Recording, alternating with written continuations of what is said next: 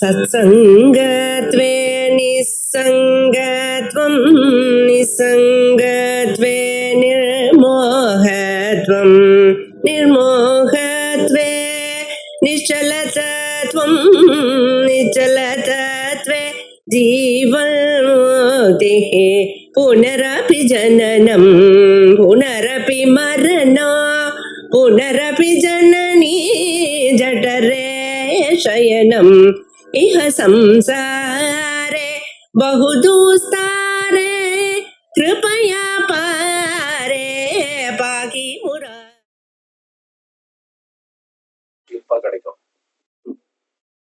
ओम श्री गुरुभ्यो नमः। हरि ओम। सदाशिवसमारम्भां शंकराचार्य मध्यमाम् अस्मदाचार्य पर्यन्तां वन्दे गुरुपरम्पराम्।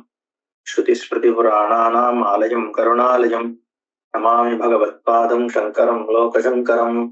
ओम सहना भवतु सहनौ भुनक्तु सह वीर्यङ्करवावहै तेजस्विनावधीतमस्तु मा विद्विषावहै। ओम शांति शांति शांति। ओम सर्ववेदांत सिद्धांत गोचरं तमगोचरं गोविंदं परमानंदं सद्गुरुं प्रणतोस्म्यहम्। हम 142 देख रहे थे। भानुप्रभा संजनित प्रपंक्ति भानुं तिरोधाय विजृंभते यथा आत्मोदित अहंकृतिरात्मतत्त्वं तथा तिरोधाय विजृंभते स्वयं। भानुप्रभा संजनित अभ्रपंक्ति अभ्रपंक्ति मेघों का एक पंक्ति है, बादलों का समूह। वो भानुप्रभा से ही, भानु माने सूर्य की किरणों के प्रताप से ही ये बादलों का समूह दिखता है। लेकिन ये बादल का समूह जो है भानुम तिरोधाय विजृंभते, सूर्य को ही, सूरज को ही छा लेती है। तिरोधाय, सूरज नहीं दिखता है क्योंकि ये बादल उसके ऊपर छा गई। वैसे ही आत्मोदित अहंकृति ही आत्मतत्व, जो अहम इति भाव, अहम मैं ये भाव जो आत्मा से ही आता है, वही जो ये जो अहंकार है वो कहां से आ रहा है? आत्मा से ही आ रहा है। लेकिन वो आत्मा को ही तिरोधान कर देती है, छा देती है। तथा तिरोधाय विजृंभते स्वयं, ये जो अहंकार जो आत्मा का ही एक उत्पन्न है, आत्मा से उत्पन्न भूत है, वही आत्मा को क्या कवर कर लेती है। ठीक है, तो इसको बोलते हैं आवरण, आवरण शक्ति। ठीक है, अब 143 इसमें विक्षेप शक्ति के बारे में बोल रहे हैं। कवलित दिननाथे दुर्दिने सांद्र मेघैः व्यतयति हिमजंजा वायुरुग्रो यथैतान् अविरत तमसान्मन्यावृते मूढबुद्धिं क्षपयति बहुदुःखैस्तीव्र विक्षेप शक्ति। ये दूसरी शक्ति है विक्षेप शक्ति। वो क्या करती है? दिननाथे, ये सूर्य है, सूरज है, उसको खवलितम, उसको खा लेती है। क्या खाती है सूर्य को? दुर्दिने, ये बुरे दिन में, सांद्र में गई ही, ये जो बादल है वो बहुत अधिक बादल, किसी न किसी दिन तो बादल बहुत छा जाती है एकदम। जब बारिश आजकल चल रहा है ना उत्तर भारत में, जो बादल फाड़ना बोलते हैं ना, फाड़ते हैं। अब उत्तरकाशी में ये 2-3 दिन में जो आपदा जो भी आया है, उसमें बादल जो फाड़ती है ना, तो इतना बहुत बादल बन जाती है। और वहां अगर हम लोग हिमालय में केदारनाथ, बद्रीनाथ, उत्तरकाशी जाते हैं तो वहां देख सकते हैं कि ये जो बादल इधर उधर बहुत घूमता है, ये बादल जो है इधर उधर घूमता है, ठीक है। उसको बोलते हैं हिमजंजा वायु रुग्र। जो उग्र वायु जो है वो ये बादलों को इधर उधर घुमाती है। इससे ऐसा लगता है कि ये सूरज ही इधर उधर घूम रहा है और सूरज का अभी अंत होने वाला है, ऐसा दिखता है। ये बादल एकदम अंधकार छा जाती है और अंधकार में कभी कभी बीच में सूरज दिखती है, कभी नहीं दिखती है, कभी घूमता हुआ दिखता है। इतना बहुत होता है, लेकिन वास्तव में क्या है, वो बादल भी सूरज का ही बनाया हुआ है। सूरज की किरणों से ही जो ताप है, सूरज का जो अग्नि ताप है, उसी से ही ये पानी का वेपर बनती है और बादल बनता है और लो लो प्रेशर डिप्रेशन बन जाती है। वहां से इधर से उधर वो बादल घूमता है। ये सबका कारण वही सूरज है और वो सूरज से ही वो दिखता भी है। तो लेकिन वो सूरज वो बादल से बहुत दूर में है, उसके बादल से सूरज को कुछ होता ही नहीं है।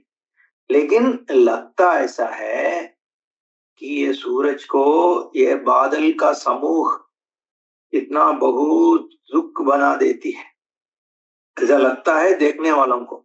वैसा ही अविरत तमसा आत्मनि आवृते मूढ़ बुद्धिम। ये जो आवरण जो होता है, जो मूढ़ बुद्धि का जो अज्ञान है, वो अज्ञान अविरत तमस, इससे क्या होती है, क्षपयति बहु दुःखैः तीव्र विक्षेप शक्ति। ये आत्म स्वरूप को ये जो अज्ञान है, मूढ़ बुद्धि का जो अज्ञान है, उसका विक्षेप शक्ति आके उसको इधर उधर घुमाना ऐसा कर देता है। आत्मा तो उससे कोई, आत्मा को कुछ होता नहीं है, आत्मा तो उससे बहुत दूर है, सर्वव्यापी है। जैसे वो बादल से सूरज को कुछ नहीं होता है, वैसे ही ये जो भी हो रहा है इस संसार में, उससे आत्मा का कुछ आत्मा के ऊपर कुछ भी प्रभाव नहीं है, क्योंकि इनका अस्तित्व ही आत्मा से ही है। आत्मा ही इनको अस्तित्व देता है, आत्मा ही इनका जो व्यवहार हो रहा है उसका कारण भी आत्मा ही है। फिर भी ऐसा लगता है कि आत्मा इससे प्रभावित है, विक्षेप शक्ति से। तो ये दो शक्ति जो है, आवरण और विक्षेप, इसी से ये सब संसार चलता है। तो यही बोलते हैं 144 में, एताभ्यामेव शक्तिभ्याम बन्धः पुंसः समागतः याभ्याम विमोहितः देहं मत्वा आत्मानं भ्रमत्ययम्। एताभ्यामेव शक्तिभ्याम, यही दो शक्तियों के कारण। कौन सा दो शक्ति? एक है आवरण शक्ति, दूसरा विक्षेप शक्ति। हाइड करना का, हाइड जो छाया जाती है उसके लिए आवरण बोलते हैं, और जिसको दूसरी तरह दिखाती है उसको विक्षेप बोलते हैं। ये दो शक्ति जो है माया की शक्ति, इसी से पुंसः बन्धः समागतः, इसी से ये मानव का बंधन हो जाता है, आदमी इसी से फंस जाता है। याभ्याम विमोहितः, इन्हीं के मोह के कारण, इन्हीं के ऊपर जो प्रवृत्ति के कारण, देहं मत्वा आत्मानं अयम भ्रमति, अपने को ये शरीर मान के इधर उधर घूम रहा है, ये शरीर के लिए ही जीवन जी रहा है, शरीर के लिए ही झगड़ा कर रहा है, ये शरीर के लिए ही दूसरों को पीड़ा कर रहा है, ये शरीर के लिए ही अपने का बहुत दुख पहुंचा रहा है, ये शरीर के लिए ही दिन रात काम करता है, इस शरीर के लिए ही एयर कंडीशनिंग पर खरीदता है, इस शरीर के लिए ही खाने के लिए दूसरों के ऊपर प्रहार करता है, इस शरीर के लिए ही पैसा ढूंढता है। सब ये शरीर के कारण ही हो रहा है। इसका मूल ये है कि अज्ञान कि मैं ये शरीर हूं। ठीक है, ये नहीं बोल रहा कि ये सब मत करो, कुछ न ये सभी नहीं करने का, लेकिन अपने लिए कुछ खाना वाना खाना है। ये नहीं बोल रहा कि खाना मत खाओ, काम मत करो, बैठते रहो। अगर सन्यासी हो गया तो ठीक है, नहीं तो वो नहीं बोल रहे हैं। लेकिन इसको समझ लेना चाहिए कि ये सब जो हो रहा है किसके कारण हो रहा है।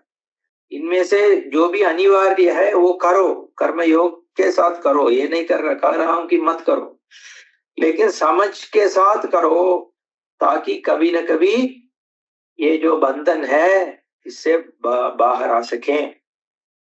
ठीक है, ये संसार क्या है, इतना जो बड़ा संसार है, इसके बारे में बहुत बढ़िया एक श्लोक है, ये 145। बीजं संसृति भूमिजस्य तु तमो देहात्मधीरंकुरः रागः पल्लवमम्बुकर्म तु वपुः स्कंदो सवशाकिकाः अग्राणीन्द्रिय संहतिश्च विषया पुष्पाणि दुःखं फलम् नाना कर्म समुद्भवं बहुविधं भोक्तात्र जीवः कगा। ये संसार क्या है, एक जीवात्मा क्या है, इसका क्या रूप है, इसको बोलते हैं बीजम संसृति भूमिजस्य। ये संस्कृति जो है, संसार है, वो एक भूमिजा माने वृक्ष, भूमि माने पृथ्वी, भूमिजा माने भूमि से जो पैदा हुआ। क्या पैदा होती है, जो वृक्ष है वो भूमि से ही पैदा होती है ना। बीज डालने से भूमि से आता है, इसलिए उसको भूमिजा बोलते हैं। तो ये भूमिजा जो वृक्ष है उसका बीजम, ये वृक्ष, संसार वृक्ष का बीज क्या है, तमहा, अज्ञान ही बीज है। इस बीज से ही ये संसार वृक्ष निकलती है। और जब निकलता है संसार, वो कैसा दिखता है, छोटे से अंकुर आता है ना, वो क्या है अंकुर, उसी से बड़ा बनता है ये वृक्ष। जब उसका जो अंकुर बाहर निकलती है वो है देहात्मधि, ये शरीर ही मैं हूं, ये बुद्धि, इसी से पूरा संसार बड़े संसार बनती है।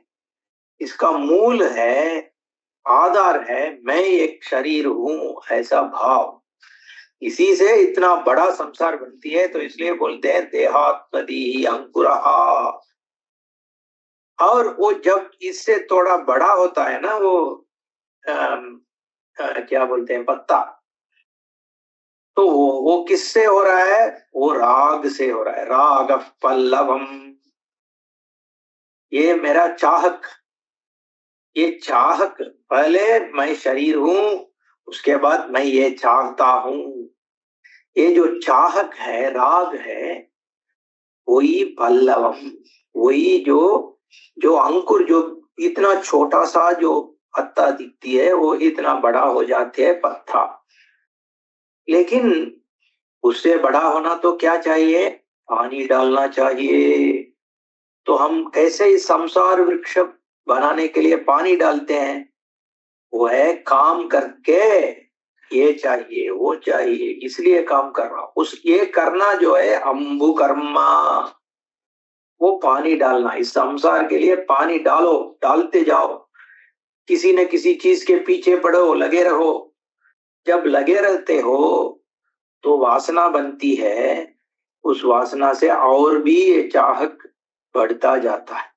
कोई सोचते हैं अगर मैं बहुत रसगुल्ला खा लिया तो रसगुल्ला के ऊपर मुझे नफरत आ जाएगा, कभी नहीं आती है। उस समय के लिए आएगा, फिर 2 दिन के बाद फिर रसगुल्ला में अपना प्यार बहुत वर्धित ही रहे लगेगा, ज्यादा ही लगेगा, ना तो कम नहीं होगा। अच्छे अच्छे रसगुल्ला खाने से और भी खाने का ही मन करता है। इसी को बोलते हैं पानी डालना। पानी डालने से वो ज्यादा ही होता है। वैसे एक जो अग्नि है, आग लगा हुआ है, उसमें तेल डालो तो क्या होगा, और ज्यादा बढ़ेगा ना। वैसे ही ये वृक्ष में पानी डालने की तरह है ये कर्म करना, अम्बु कर्म वपुस्कंदः। ये शरीर जो है उसी के ऊपर तुम ये सब डालते आ रहे हो ना, यही ट्रंक है। स्कंद वृक्ष का जो मध्य भाग है वो ये वपु, यही शरीर है, इसी के लिए तो काम कर रहे हो सब। फिर असवशाकिकाः, जो ये अपना प्राण है, शक्ति है, ये शाखा ब्रांचेस, शाखा जैसा है, ठीक है।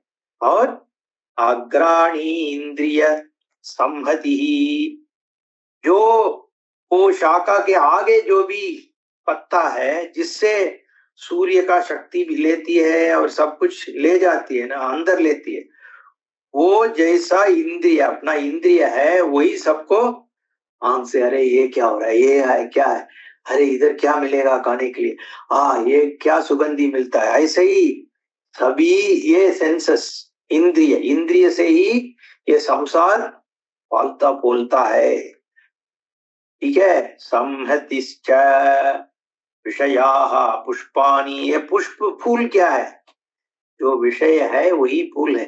देखने में अच्छा है, ये पेड़ कितना बहुत सुंदर लगता है, इतना पुष्प है, अरे देखो क्या, ऐसे क्योंकि इस संसार में कितना विषय है, कितना अद्भुत है, इतने सारे होटल्स है, इतने सारे खाने का चीज है, इतना सारे जगह है जाने के लिए, अरे मैं जाके तो आनंद ले रहा हूँ, ऐसे जो बोलते हैं ना, तो ऐसे दिखता है ये संसार। ऐसे ही ये जो पुष्पानी, इस वृक्ष का जो विषय है, पुष्प है, वही ये सब विषय है, तो इसमें हमें घुमा देती है।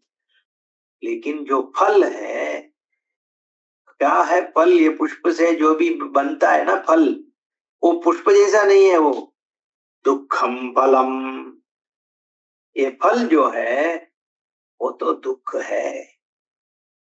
ये वो जो भी दिखती तो अच्छी है कि इधर इतना पुष्प है, ये है वो है, लेकिन जब खा जाते हो जो फल है वो तो दुख है। क्यों? क्योंकि जो तुम्हें सुखदाई लगती है उसमें से सुख सिर्फ सुख नहीं है, उसमें दुख भी है, और थोड़े दिन के लिए सिर्फ दुख ही दुख है, क्योंकि ये शरीर भी बूढ़ा बन जाता है और उस शरीर से वो कर नहीं पाओगे, उसके बाद तो जो भी गलत किए हो उससे भी दुख हो जाता है, दूसरे लोग तुमसे कैसे व्यवहार करते हैं उससे भी दुख आ जाता है, अगर तुम्हें एक सुख के पीछे पड़े लगे हो और सुख नहीं मिल रहा है तो भी दुख आ जाता है, ये सब पूरा दुख ही दुख बन जाता है जिंदगी में। जो भी अब यौवन में सुख की कारण है वो वार्धक्य में वही दुख का कारण बन जाती है, इसलिए जो फल है इस संसार का वो दुख है।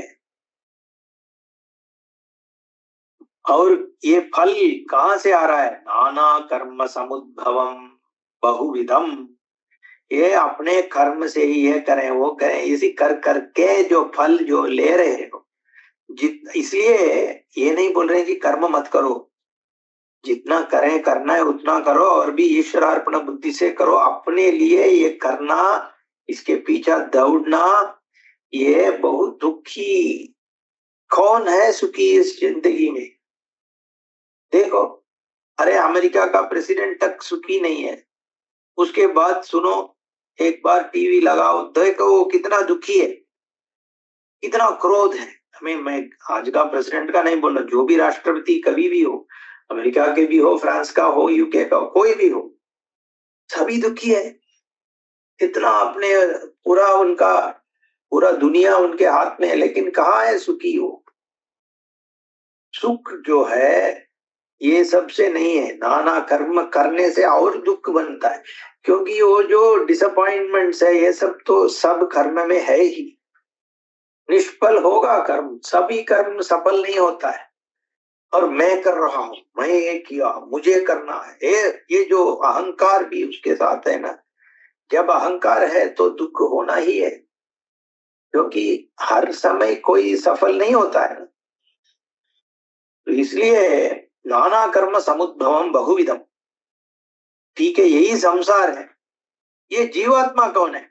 बोलते हैं जीव कहा कगा भोक्ता तत्र, भोक्ता अत्र जीवः कगा। कगा मने, खग मने एक पक्षी। ये जो संसार वृक्ष है उससे दूसरा है वो पक्षी। वो इस वृक्ष से बनाया हुआ नहीं है, वो सिर्फ ये वृक्ष का फल खाने के लिए, फूल लेने के लिए आता है। लेकिन अपने को ये वृक्ष, वृक्ष का जो भी है वो अपना मान देता है। वैसे ही ये जीवात्मा जो है इस संसार से अलग है। ठीक है, वो असंसारी है।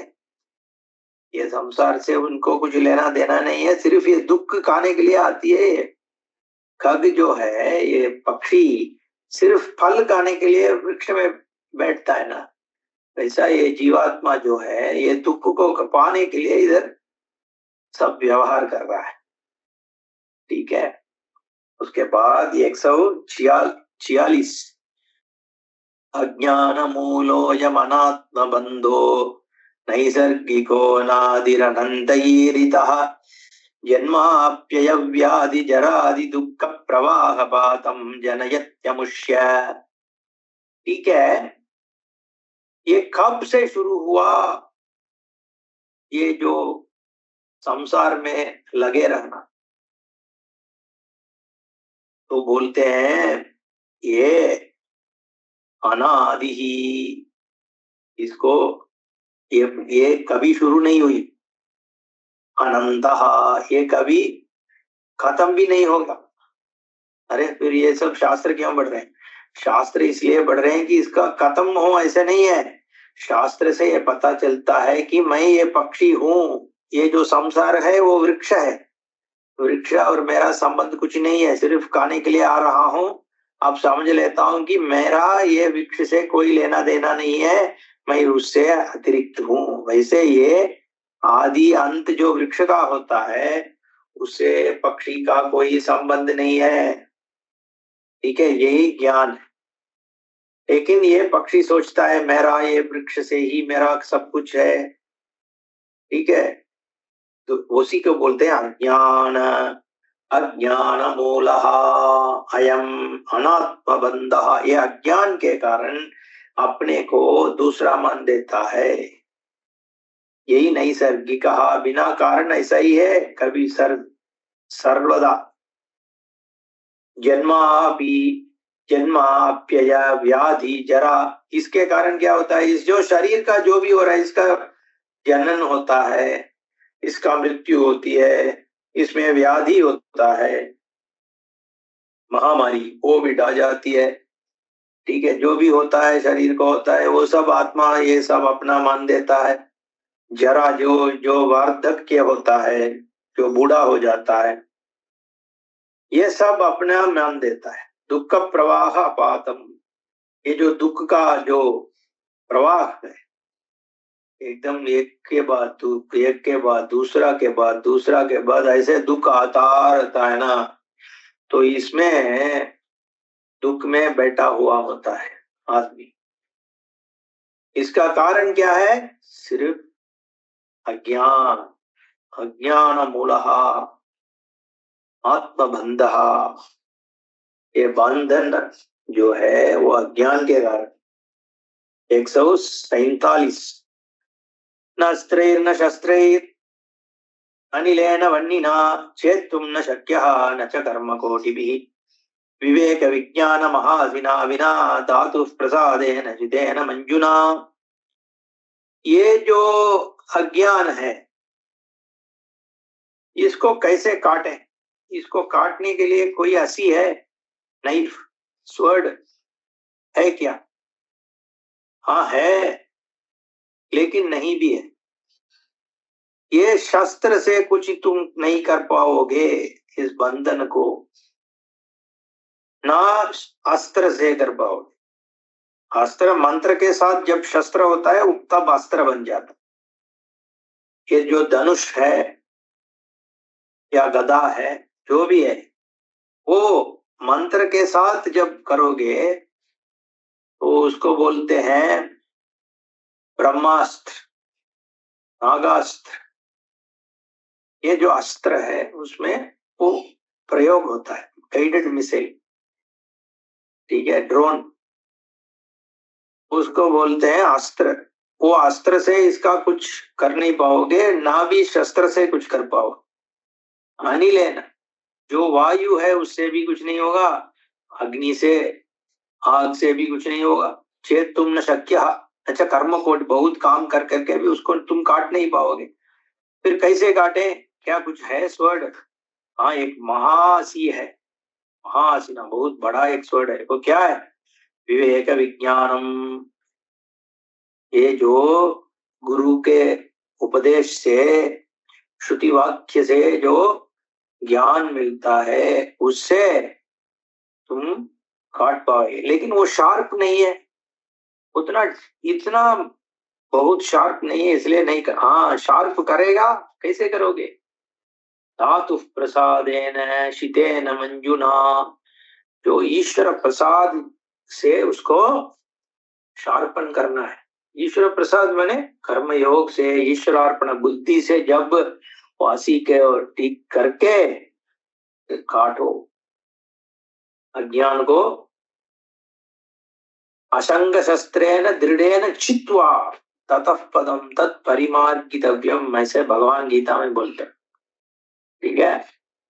फिर 48, श्रुति प्रमाणेक मते स्वधर्म निष्ठा तयैवात्म विशुद्धिरस्य विशुद्ध बुद्धे परमात्म वेदनम तेनैव संसार समूलनाशः। इस संसार को मूल के साथ नाश कर पाओगे। कैसे करोगे? कैसे करोगे? अभी तो देखे थे, अज्ञान विवेक से। विवेक कैसे आएगा? श्रुति प्रमाण एक मते है, श्रुति प्रमाण में अपने को शरणागत करना है, क्योंकि हर ज्ञान के लिए एक प्रमाण की आवश्यकता है। सही प्रमाण होना चाहिए। अगर ये दूध का रंग क्या है, एक बार आदमी बोलता है दूध का रंग है रक्त वर्ण है, लाल रंग है। अबे कैसे पता चला? ये जो लाल रंग का ग्लासेस लगा के मैं देखा था, वो लाल रंग में दिखा। क्या वो सही ज्ञान है? नहीं है। क्यों? क्योंकि जिस प्रमाण को तुम उपयोग किए हो वो सही ढंग से नहीं है, उसके ऊपर कुछ लगा हुआ है तो नहीं। ठीक है, दूसरा आदमी बोलता है ये दूध का कोई रंग ही नहीं है। अरे कैसे पता चला? क्योंकि मैं उसको हाथ से टच किया था, छू के देखा था। पहले इस हाथ से मैं पानी को छुआ था, वो ठंड था, एकदम एक ठंड जैसा था। फिर उसके बाद उसी हाथ से मैं दूध को छुआ था, वो भी पानी जैसा ही लगता है। इसलिए मैं अपना ये कंक्लूजन है, मैं कह रहा हूं पानी के जिस रंग नहीं है वैसे ही दूध में भी रंग नहीं है। तो क्या प्रमाण है? मेरा जो चूना हाथ से जब छू के देखा हूं उस प्रमाण से मुझे पता चलता है कि दूध का कोई रंग नहीं है। क्या ये सही ज्ञान है? नहीं है। क्यों? वो सही प्रमाण का उपयोग नहीं किया, पहले वाला प्रमाण को सही ढंग से उपयोग नहीं किया, उसमें बाधा था। दूसरे आदमी सही प्रमाण को ही नहीं उपयोग किया। तीसरा एक बंदा बोलता है दूध का रंग क्या है? काला है। कैसे पता चला? मैं तो आंख बंद कर दिया था तो मैं सोचा ये काला ही होगा, तो ये प्रमाण को ही उपयोग नहीं किया।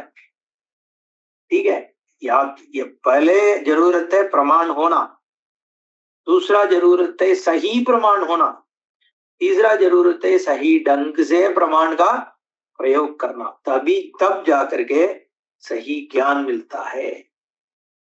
ठीक है, अभी आत्मज्ञान के लिए ऐसे प्रमाण है, आत्मा प्रमाता नहीं है, प्रमाता का जो स्वरूप है वही आत्मा है। तो इसलिए अगर मैं किसी भी प्रमाण का उपयोग करता हूं, जैसे मैं आंख हूं, मेरा आंख हो या कान हो या अनुमान करूं, तो ये सब में मैं प्रमाण का उपयोग कर रहा हूं, तो मैं प्रमाता बन गया और ये प्रमाण है और एक प्रमेय वस्तु है। अरे ये प्रमाता प्रमाणा प्रमेय, इन तीनों का स्वरूप जो है उसको जानने के लिए ये प्रमाण पर्याप्त नहीं है, सही प्रमाण नहीं।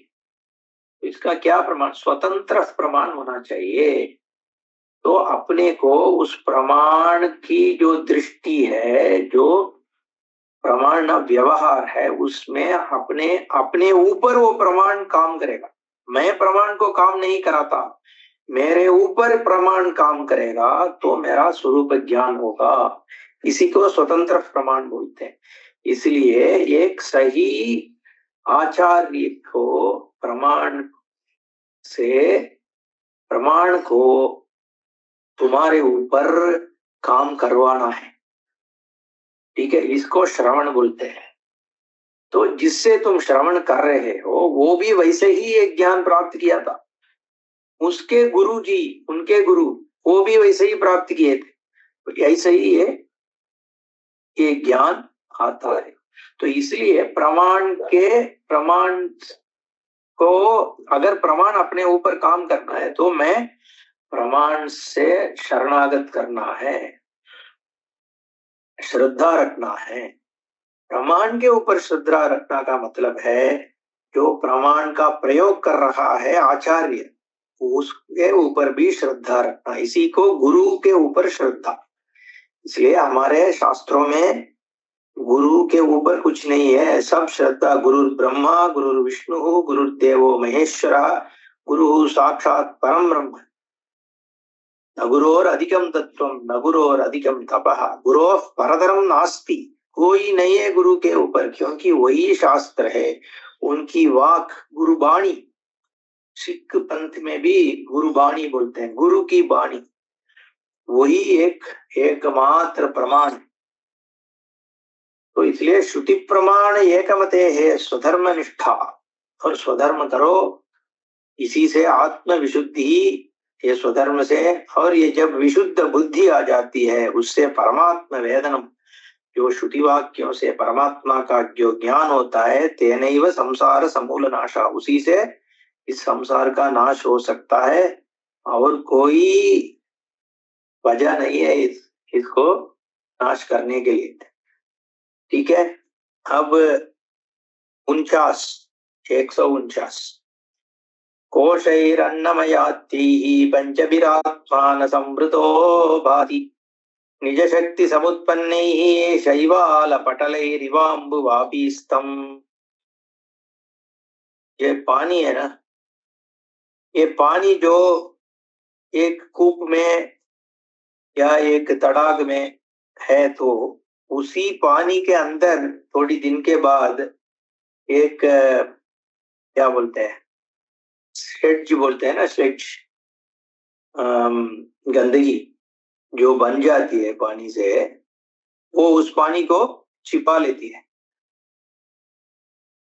तो वैसे ही हमारा ये जो 5 कोश है, कोश का मतलब जहां अपने बुद्धि में अज्ञान हो जाती है, मैं अपने को ये शरीर मान लेता हूं, तो ये शरीर का जो मानना जो है वो मेरे आत्मा को छिपा लेती है। तो अगर मैं बोला ये नहीं नहीं तुम ये शरीर नहीं हो, तो फिर क्या मानता मैं, मेरा ये प्राण शक्ति है, क्योंकि शक्ति के कारण ही मैं जी रहा हूं, तो इसलिए मैं शक्ति हूं, ठीक है। तो मुझे अपने को ये शक्ति मान लेना, वो जो है अपने आत्मा को दूसरी जो है वो छिपा लेती है, या तो शरीर उसको छिपाती है, नहीं तो ये शक्ति छिपाती है। उसके बाद उसके फिर मैं मन हूं ऐसा मानता हूं, तो मैं अपने को मन मानना, मैं आत्मा हूं, इसको छिपाती है। तो इसीलिए ये सबको कोश बोलते हैं। अन्नमय कोश, प्राणमय कोश, मनोमय कोश, विज्ञानमय कोश, मैं करता हूँ, मैं भोगता हूँ, वो आनंदमय कोश। तो यही सबसे कारण ये जो अज्ञान है वो सही जो आत्म स्वरूप है उसको छिपा लेती है। कोशैर अन्नमयादि पंचभी आत्मा न भाति, इसलिए आत्मा का भान नहीं होता है, उसको छिपाती है। निज शक्ति समुत्पन्न ही शैवाल पटलैरिव अम्बुवापी स्तम, वापी में जो भी जल है वो जैसे जैसे गंदगी से छिप जाती है वैसे ही। तो पानी कहाँ है? उसी के अंदर है, अपने आंख के सामने है, लेकिन दिखता नहीं। जब तो गंदगी को थोड़ा इस साइड में कर देते हो तो पानी दिख जाती है, तो उसको पीने से अपना जो तृष्णा जो है वो थम जाती है। ठीक है, जो प्यास लगता है वो यही बोलते हैं 150 में, तच्चैवा लापनये सम्यक सलिलम प्रतीयते शुद्धम तृष्णा संतापहरम सद्यः सौख्यप्रदम परम पुंसः। ये जो गंदगी सम्यक अपने उसको ठीक से निकालने के बाद सलिलम प्रतीयते शुद्धम, जो शुद्ध पानी जो है वहीं पे दिखता है। जहां गंदगी देखते हो वहीं पे शुद्ध पानी भी है। ठीक है, वैसे ही वो अपने तृष्णा को, प्यास को बुझा देती है। वैसे ही ये सौख्य करने वाली, परम सौख्य देने वाली जो आत्मा, यही संसार के अंदर ही है।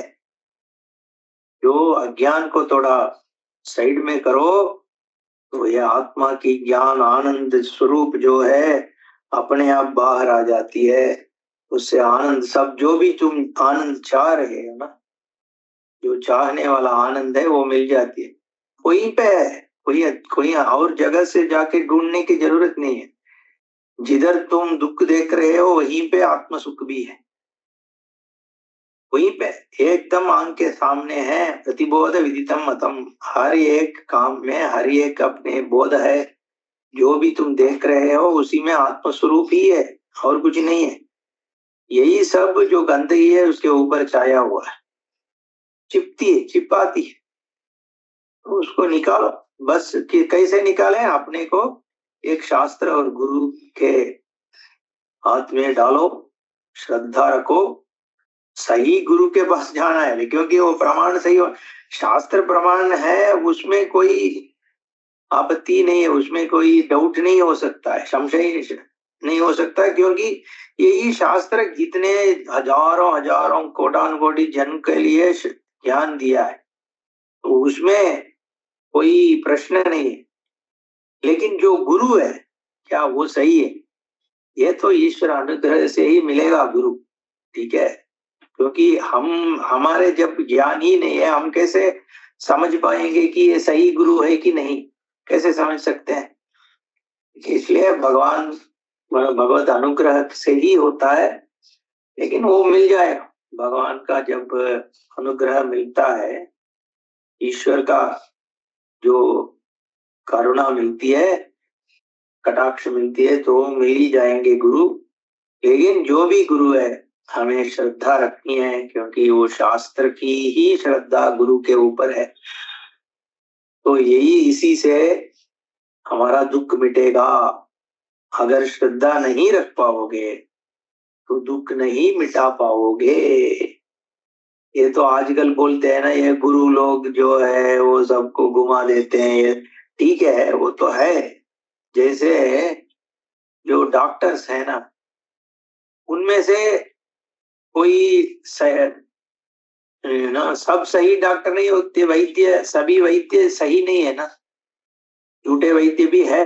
इसका मतलब ये नहीं कि मुझे वैद्य ही नहीं चाहिए, वैद्य तो चाहिए ही। तुम बिना वैद्य स्वस्थ नहीं रख पाओगे। लेकिन ये नहीं कि सब वैद्य सही है। सही वैद्य मिलना कैसे संभव है? वो तो ईश्वर अनुग्रह से ही संभव है, क्योंकि और कुछ हम ये नहीं। सही वैद्य कैसे अपने लिए कौन सही वैद्य है? कैसे हमें जो भी सही लगता है मन जिसकी जो एक दो बार जो वैद्य किए हो उससे, तब हमारा मन लगता है अच्छा इससे मेरा स्वस्थता बढ़ रही है। ठीक है, वैसे ही इधर भी जो भी शास्त्र का विचार करता है उनसे जाके बैठो और सुनो। अगर तेरे बुद्धि में थोड़ा बढ़ता है, ज्ञान बढ़ने का जो एक अनुभव होता है, तो उसके बाद उसके पास जाओ और ज्ञान लो। यही एकमात्र उपाय है, और कोई उपाय नहीं। बिना गुरु, बोलते हैं ना, हाँ, संत कबीर ये सब भी तो यही बोले हैं ना, तुलसीदास, मीराबाई, बिना गुरु गुरु कृपा अंजन पायो। बिना गुरु कृपा, गुरु कृपा क्या है? यही जो ज्ञान है वही गुरु कृपा है, और कुछ कृपा नहीं। ये जो बोध जो गुरु देते हैं वही कृपा है, वही अंजन है, ये नेत्र है, आंख है। आंख माने ज्ञान, उसी को पाओ। तो इसलिए गुरु के ऊपर श्रद्धा रखो, और कोई उपाय नहीं है। यही है, बाद में देखेंगे। ओम पूर्णमदः पूर्णमिदं पूर्णात् पूर्णमुदच्यते पूर्णस्य पूर्णमादाय पूर्णमेवावशिष्यते। ओम शांति शांति शांति। हरि ओम। श्री गुरुभ्यो नमः। हरि ओम।